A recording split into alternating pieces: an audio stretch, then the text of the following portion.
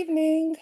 During this hackathon, we built an MVP of ClassBandit, a class-wide tool designed to strengthen classroom community through shared goals and embedded social and emotional learning practice. To understand why this matters, we need to look at what classrooms are experiencing right now. If you talk to current teachers or just scroll through Teacher Talk, you'll see a consistent theme: challenging behaviors, emotional outbursts, disengagement, student conflicts, burnout. These aren't isolated complaints. These are professionals navigating daily friction in a post-pandemic classroom, often reaching a breaking point without meaningful support. And that friction has consequences. Teachers consistently report classroom management as their top stressor, but this isn't just about behavior, it's also about instructional time. Every interruption, every transition that goes sideways, every conflict that needs mediation pulls away from learning time. And when schools are under pressure to raise academic outcomes, SEL often becomes something that lives in a separate block, something scheduled for maybe a school counselor to come in and teach in once in a blue moon, or when there's an extra 15 minutes in the day. But we know that social and emotional skills improve classroom culture. We asked teachers what classroom management challenges are most difficult right now, and you can see the top responses weren't just small disruptions. And when we ask how well current tools support building a positive classroom culture, not just compliance, the majority said only moderately. That tells us something important. Teachers aren't lacking effort. They're lacking support that meaningfully strengthens community throughout the day. Teachers are the foundation of culture in the classroom. They're trained to start the day through morning meetings or structure SEL blocks. But as one teacher told us, it's the rest of the day that the stickiness comes. Teachers need a way to respond to real moments as they happen with a system that supports shared accountability, not competition, but embedded in daily classroom routines. And that is what we built.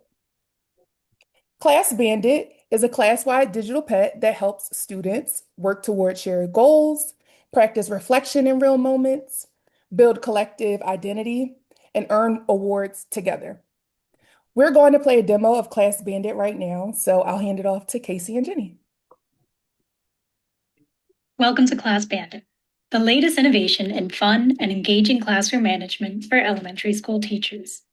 CASEL, or Collaborative for Academic, Social, and Emotional Learning, is a widely used framework to help schools teach skills like self-awareness, relationship skills, and responsible decision-making. ClassBandit uses that framework to build a community among students in the form of taking care of a virtual class pet. Setup is easy. Teachers can create an account and set goals for their class, which get translated into age-appropriate and achievable daily goals for their students.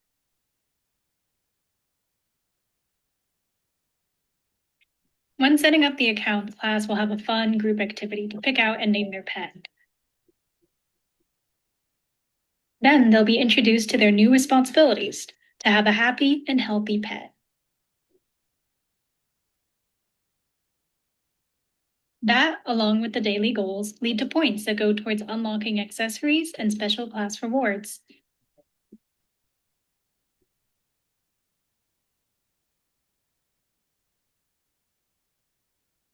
The teacher can trigger reflections whenever necessary for continued application of social-emotional learning. Through this process, the class will have developed key SEL skills through a fun, no-stress, and rewarding way. So what makes ClassBandit different? First, it's aligned with CASEL. We're not inventing a new framework, but embedding evidence-based SEL competencies directly into everyday classroom moments. Second, it's community-driven, and the class is aligned around shared goals. Third, it's growth-focused. This is a non-punitive system, which means classes won't lose points. Instead, they pause, reflect, and reset to keep growing together. These three pillars lead toward a stronger classroom culture, and to understand why that matters, we have to look at what already exists. Most classroom management tools reward individuals, but individual incentives can isolate students and increase comparison and negative competition. ClassBandit treats the classroom like an ecosystem. When goals are shared, cooperation increases, accountability becomes collective, and class identity strengthens. It's also important to note that we're not trying to digitize relationships. Relationships happen between people, and that part will stay true. What we're doing is aligning incentives around cooperation and team building and giving every person in the room a shared goal and opportunities to practice as a class with the help of their class pet. We're at a crucial moment now where educators are deeply aware of the pandemic's impact on social and emotional development of students, and ClassBandit is designed to meet that moment in a Tier 1 environment. Teachers can start in minutes, awarding points takes seconds, and because it's collective, it has the potential to scale from one classroom to building community school-wide. Future iterations will also generate meaningful class-level insights, supporting outcomes schools already care about, like engagement and climate. So here's how this grows. We're building now and beginning as a foundational classroom community building tool, testing, iterating, and improving with teacher feedback. From here, we've discussed expanding to school-level dashboards and more ways to infuse joy in the greater school community. Ultimately, when classrooms shift from who earned points to how are we growing together, the culture changes. Students feel like they belong in class, and when students feel like they belong, great learning happens. To wrap this up, I want to say thank you to the hackathon organizers for giving us the opportunity and platform to come together. And finally, we're excited that the stars kind of aligned because this week also happens to be National SEL Week, and ClassBandit is our way of supporting and advocating for social and emotional learning in the classroom. And with that, we'll open to questions and hopefully we'll have answers. Awesome. I can kick us off on a question. Thanks to the whole team. I thought that was great and certainly a nice way to kick off the couple hours together. SEL has been getting a bad rep across the board, politically and at schools. I think everyone on this call can probably agree and understand the nuances of the issue. But there are some political and politicized battles to fight with SEL. I'm curious how you guys are thinking about talking through some of the pushback against SEL in schools and how you would make the case for a solution like this for a leader or a school district that might be not as excited about SEL at the moment. That's a great question. So we're actually going to start with the teachers. The teachers are the main people who are asking for a product like this. So we want to create something free to start with for teachers to test it out. And as we gain teacher support, they have the impact to talk with their administrators and ask for a program like this. I don't know if anybody else wants to back me up here. Yeah, and I would also add that, students learn best when they are in an environment where they feel safe and welcome and like they want to be there.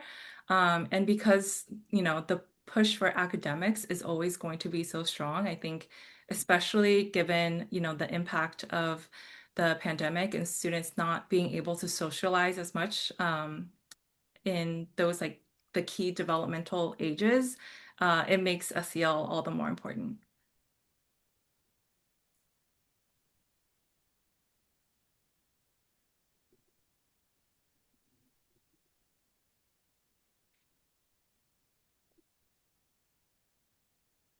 I can jump in with another question with the time we have left. I echo what Jonah said. I loved your description of the problem. It's a real problem that a lot of educators are feeling. So I think you did a really nice job there. One thing I would suggest, and I may have missed this, and I apologize if I did, if you can get numbers and just say how many minutes per day, hours per day, weeks per year are being missed, that might be something that would catch people's attention. But if you're going bottoms up, starting with teachers,